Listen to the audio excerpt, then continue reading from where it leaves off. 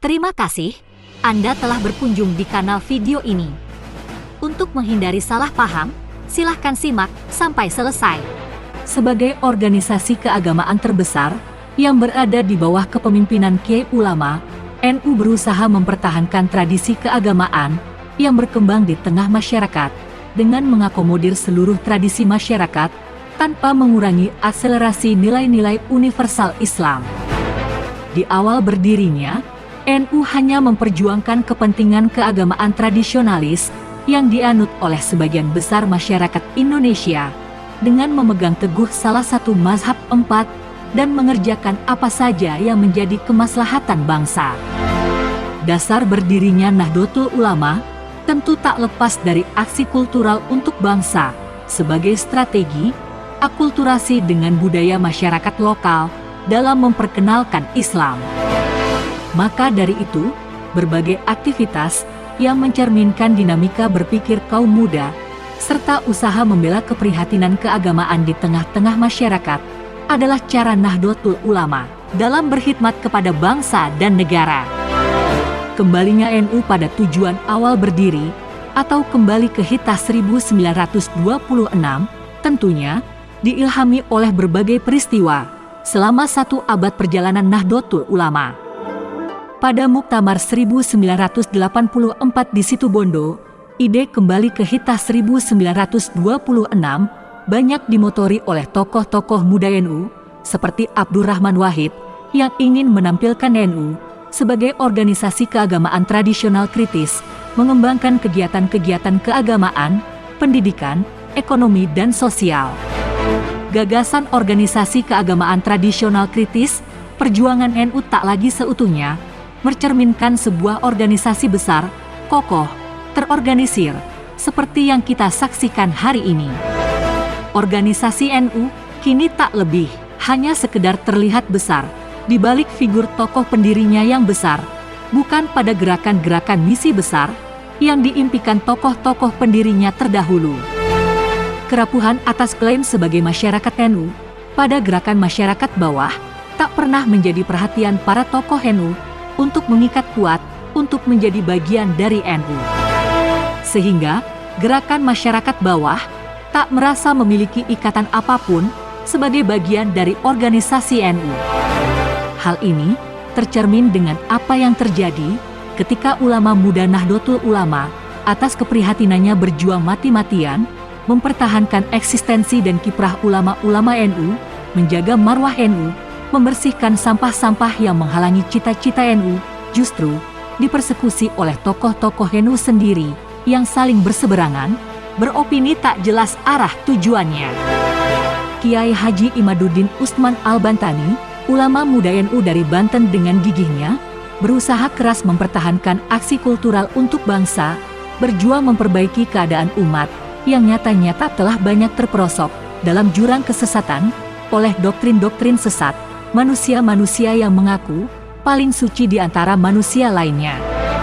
Seharusnya, para kiai NU menyatukan persepsi mereka atas pandangan yang menyeluruh terhadap apa yang terjadi hari ini, tak membiarkan persoalan nasab Ba'alawi berlarut-larut sampai menimbulkan kegaduhan atas aksi-aksi provokator para buzzer Ba'alawi yang sengaja ditebar untuk meredam dan membungkam Kiai Haji Imaduddin berbicara kebusukan yang mereka sembunyikan selama ini.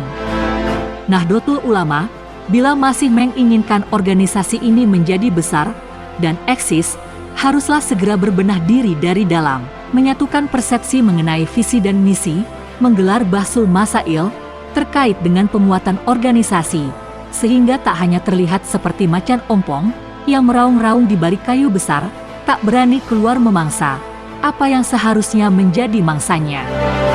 Nahdlatul Ulama haruslah sesegera mungkin bersikap tegas, berani dan bijak soal Ba'alawi ini yang telah lama dipandang oleh sebagian besar umat Islam sebagai kelompok yang berpotensi besar membahayakan eksistensi keagamaan dan kebangsaan kita. Untuk langkah awal penting, NU haruslah segera mendukung perjuangan Kiai Haji Imaduddin mengkaji ulang nasab sekelompok orang yang mengaku-ngaku bernasab suci kepada Rasulullah, namun akhlak mereka sama sekali tidak mencerminkan akhlak Rasulullah. Kelompok ini dinilai sudah sangat mengkhawatirkan. Dengan berbagai cara, mereka melakukan pembusukan terhadap para kiai NU, menganggap rendah nasab-nasab lain selain mereka, serta menggalang dukungan umat Islam dengan doktrin-doktrin sesat dan menyesatkan yang membuat umat Islam semakin terpuruk dan bodoh. Pembahasan polemik nasab para Habib Ba'alawi ini, bila digelar oleh PBNU dan lembaga Bahsul Masailnya, harus ada keputusan forum resmi yang menetapkan benar atau salah, baik atau buruk, disertai fatwa-fatwa ulama yang mengikat untuk diamalkan oleh kaum Nahdien.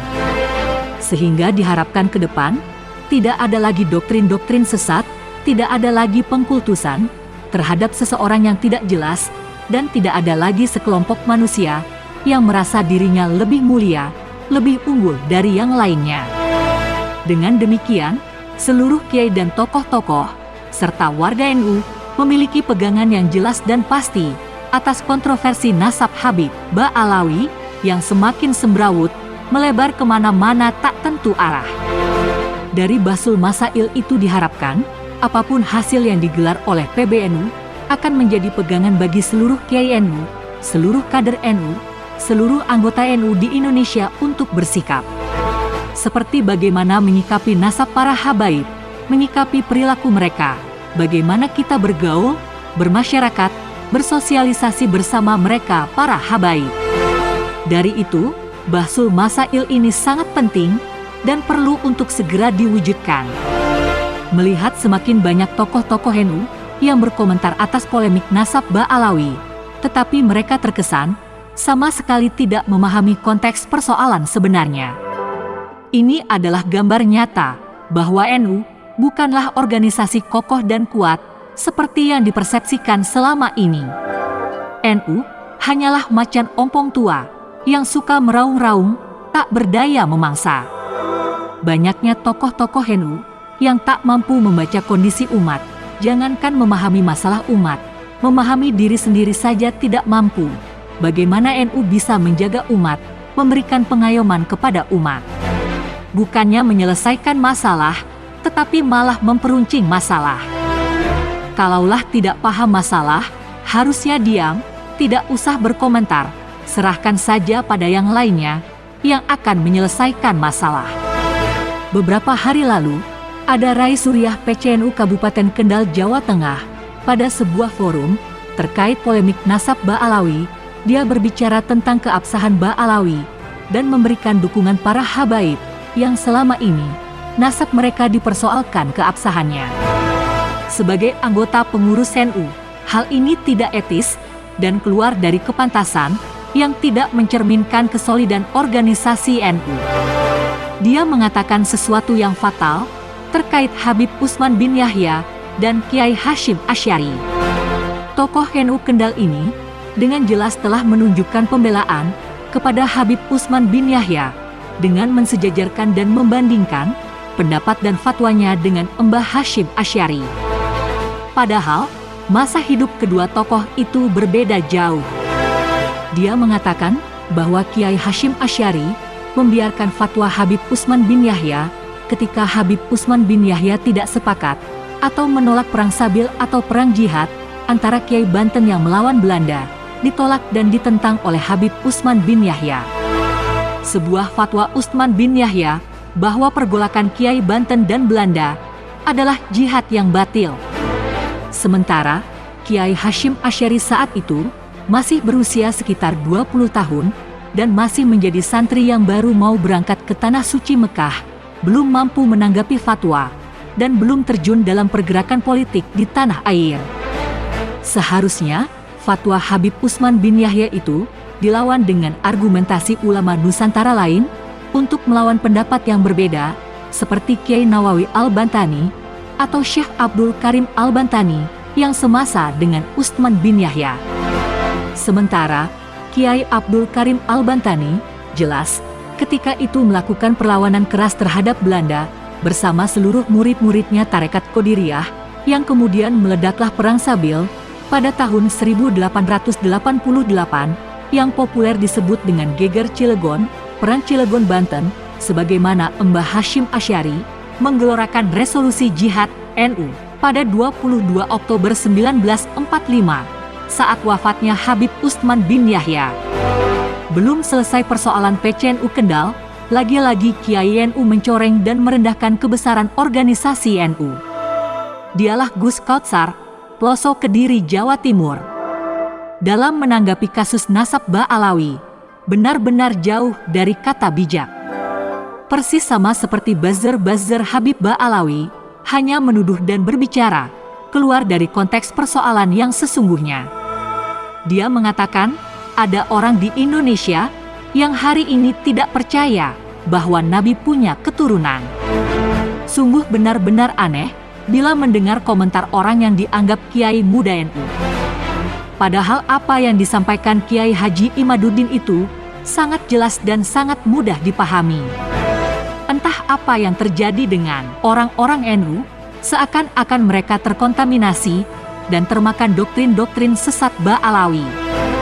Hanya dengan bahsul masail, mudah-mudahan masih ada titik baik yang bisa diungkap oleh para Kiai NU dan para habaib, sehingga tak ada lagi orang yang merasa dan ingin memaksakan nasab mereka tersambung kepada Rasulullah, atau mendapatkan bukti baru, ketersambungan kuat dan akurat silsilah mereka untuk membantah tesis ilmiah Kiai Haji Imaduddin Utsman.